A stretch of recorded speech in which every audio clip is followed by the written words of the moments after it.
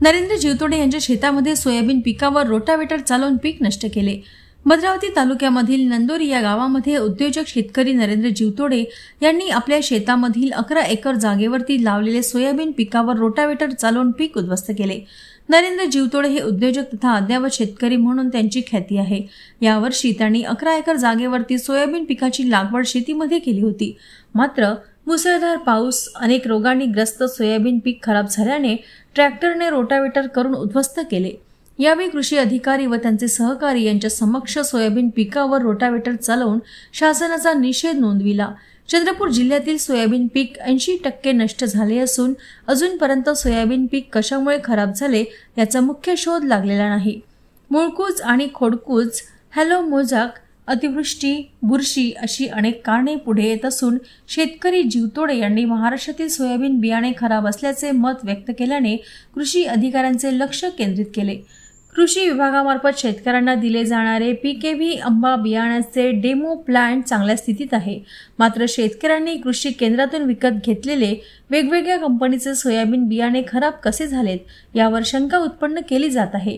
शेतकऱ्यांचे हेक्टरी 60,000 रुपयांचे नुकसान झाले आहे आणि सरकार 8,000 रुपये नुकसान भरपाई ठरवतात। विमा कंपन्या सुद्धा याच पद्धतीने फार कमी नुकसान भरपाई शेतकऱ्यांना दाखवत आहे। हा सगळा काळा बाजार शासनाच्या चुकीच्या धोरणामुळे होत असल्याची टीका केली आहे। त्यामुळे नंदोरी परिसरातील सर्व शेतकऱ्यांनी सोयाबीन पिकावरती रोटावेटर फिरवण्याचा मानस व्यक्त केला आहे। चंद्रपूर जिल्ह्यातील कृषी विभागामार्फत वेळेवर आकडे न पोहोचल्याने चंद्रपूर जिल्हा दुष्काळग्रस्त यादीमध्ये समाविष्ट झाला नव्हता। आता होऊन सुद्धा कधी शेतकऱ्याला मदत मिळेल याची शाश्वती नाही। सोयाबीन पीक बुरशी लागल्याने खराब झाले असल्यास येणारे चना हे पीक नक्की खराब होईल। त्यामुळे शेतकऱ्यांना कृषी विभागामार्फत कोणता सल्ला दिला जातो यावर शेतकऱ्यांचे लक्ष लागले आहे।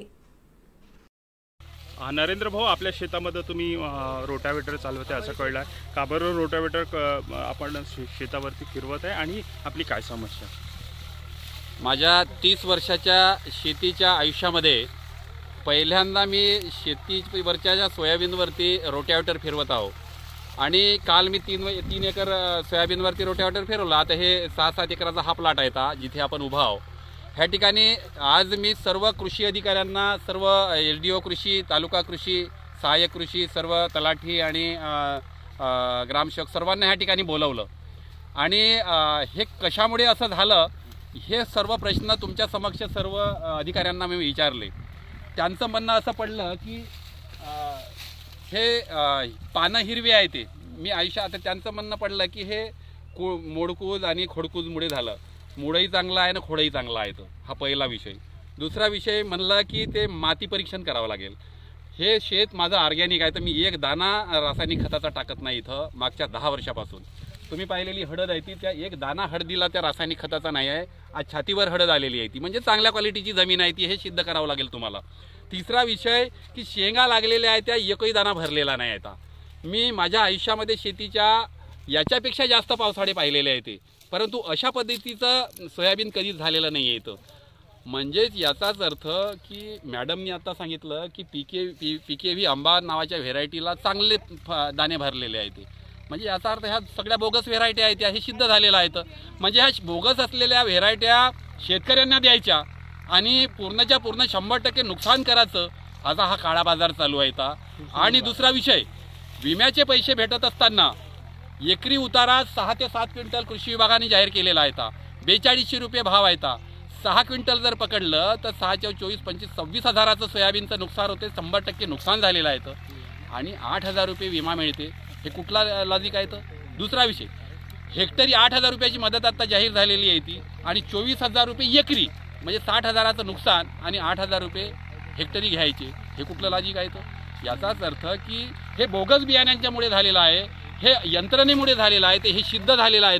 आणि म्हणून इथे सर्व शेतकऱ्यांनी आम्ही ठरवलेलं आहे की आता शेतकऱ्याला मेल्याशिवाय पर्याय नाही येता आणि येणारं पीक जे आहे आता हरभरा पेरायचं आहे। हे जर आता बुरशीमुळे झालं असं जर शासन म्हणत असेल तर मग आता हरभरा कसा येईल? कारण हे बुरशी लागलेला जमिनीत चाललेला आहे, याच्यावर उपाययोजना का केल्या जाव्या हे सुद्धा कृषी विभागाने सांगावे। दुसरा विषय की जिल्हा कृषी अधीक्षकाच्या माध्यमातून जे आकडे शासनाला जायला पाहिजे होते ते वेळेवर न गेल्यामुळे आमचा चंद्रपूर जिल्हा सुरुवातीच्या GR मध्ये नाही. 29 जिल्हे महाराष्ट्रातले नुकसान भरपाईसाठी ग्राह्य धरण्यात आले होते, पण चंद्रपूर जिल्हा नव्हता. त्याच्यानंतर शेतकऱ्याच्या आक्रोशानंतर आमचा चंद्रपूर जिल्हा समाविष्ट करण्यात आल्यानंतर आता सर्वे होईल. आता सर्वे झाल्यानंतर ते तालुक्याचे सर्वे जिल्ह्याला जाईल, जिल्ह्याचे सर्वे मंत्रालयात जाईल, मंत्रालयाची कॅबिनेट होईल, कॅबिनेट झाल्यानंतर चंद्रपूर जिल्ह्याची मदत येईल. तोपर्यंत 29 जिल्ह्याची मदत वाटप होईल आणि आम्ही मात्र त्यांच्याकडे टुकूर पाहत राहायचं. असा प्रकार सर्व सावडा गोंधळ झालेला आहे आणि अशा अवस्थेमध्ये शेतकरी सापडलेला आहे. आता तुम्हीच सांगावं की आम्ही आता काय करावं. 95 दिवसाची व्हेरायटी आहे PDKV आंबा आणि हे आपल्या क्षेत्रासाठी चांगली आहे आणि बऱ्यापैकी जे प्लॉट्स आपण प्रात्यक्षिक दिलेले आहेत ते पण व्यवस्थित आहेत. आता एक दुसरं फक्त असं आहे की कालच मी एका शेतकऱ्यांना भेटलेली बरोऱ्यामध्ये, त्यांचं नाव आता मला आठवत नाही, पण त्यांनी आता सरीवरंब्यावर पण लावलेलं होतं आणि व्यवस्थित त्यांचा प्लॉट आहे. तीच व्हेरायटी पण व्यवस्थित, त्यांनी मालविका वगैरे काही लावले, ते मला त्यांचं व्हेरायटी माहिती नाही, पण ते त्यांना पण सेम पाऊस पडलं हे पडलं पण त्यांची सरीवरंब्यावर होती, त्यांचं व्यवस्थित झालं. कृषी डिपार्टमेंट ज्या बियाणांवरती सर्टिफाईड करतात, जे बियाणं तुम्ही स्वतः प्लॉट लावतात, तेच बियाणे शेतकऱ्यांना तुम्ही का बरं देत नाही? आपण PDKV आंबाचा जितकं पुरवठा होऊ शकतो त्याच्यासाठी पूर्णपणे हे आहे काय म्हणतात कार्यरत आहेत आणि महाबीजला पण आपण तसं कळवलेलं आहे की आम्हाला PDKV आंबा व्हेरायटी पाहिजे आहे आणि त्याचं जसं जसं प्रोडक्शन वाढत आहे. आता ही व्हेरायटी आताच नवीन याच्यात आलेली आहे. आता पहिले प्रात्यक्षिक होणं महत्त्वाचं आहे. एकदा याच्यामध्ये प्रात्यक्षिक झाले आपल्या आणि आता चांगलं कळलेलं आहे की आता पुढच्या वेळेस आपण अजून वाढवू. मग तुम्ही आता सांगितलं की जमिनीची मृदू अवस्था ही चेक करावं लागेल सगळी. बिलकुल करायला. मग जर बियाणे जर खराब असेल तर मृदू अवस्था चेक करूनही काही फायदा होणार नाही. हे बघा, फक्त शेती हा जो विषय आहे हा कोणत्याही एकाच मुद्द्यावर अवलंबून असतं असं नाही. शेतीमध्ये एक तर तुमचं कधी मृदाची पण प्रॉब्लेम असू शकते, जर तुमचा अति पाऊस झाला तरी प्रॉब्लेम, जर अति ऊन झाली तरी प्रॉब्लेम, जर मृदेची प्रॉब्लेम झाली तरी तुमचं बियाणं खराब होऊ शकतं, कधी तुमचं जे तुम्ही इन्सेक्टिसाईड पेस्टिसाईड वापरता ते कधी बोगस निघतं. असे बऱ्यापैकी बरेचसे पैमाने आहेत. एकाच पैमानावर जर तुम्ही म्हटलं की नाही फक्त हेच आहे आणि याच्याचमुळे प्रोडक्शन तुमचं कमी होतं तर असं नाही. देर आर मल्टिपल फॅक्टर्समुळे तुमचं कुठंतरी नुकसान होत असतं. मग त्या सगळ्या याला आपण जे इंटिग्रेटेड पेस्ट मॅनेजमेंट म्हणतो, इंटिग्रेटेड न्यूट्रिएंट मॅनेजमेंट म्हणतो, इंटिग्रेटेड फार्मिंग प्रॅक्टिसेस म्हणत असतो आपण. तर म्हणजे बऱ्याचपैकी खूप सारे असे फॅक्टर्स असतात जे फॅक्टर्स त्या एका गोष्टीसाठी लागतात.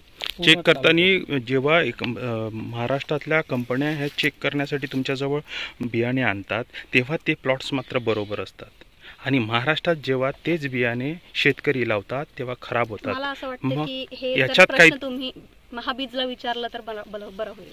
हा निर्णय सर्टिफाईड करायचा तुमचा असतो. कोण म्हटलं? सर्टिफाईड किंवा जी यंत्रणा आहे सरकारची, ती सरकारची यंत्रणा तुमची आहे, सरकार शेतकऱ्यांची नाही आहे ना.